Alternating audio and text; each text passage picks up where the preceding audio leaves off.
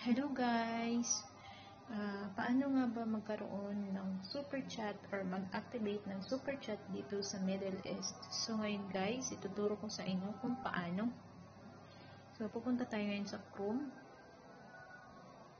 I-search natin yung YT Studio. Type natin yung YT Studio. Click natin yung YouTube Studio. Ayan guys, so congratulations, you have accepted into the YouTube partner program. Ayan, may mga ganyan-ganyan. So, ngayon, i-click natin tong collapse menu. Ayan. Kung pagbukas nyo ng monetization, ay membership pa lang yung nandoon. So, pupunta tayo ngayon sa settings.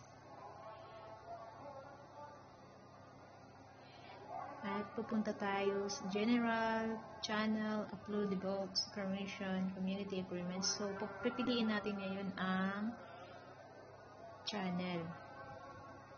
Ayan guys. So, ilalagay natin yung Philippines. Tsaka i-save natin siya.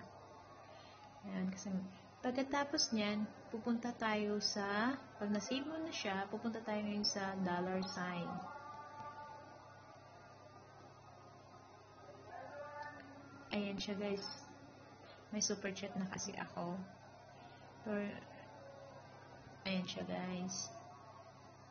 Pagkatapos niyan, meron ka dyang mas isainan. Isign mo yung pangalan mo. Lagay mo yung pangalan mo. Company name. Yung YTC mo. At saka yung email mo. Yun lang po. God bless!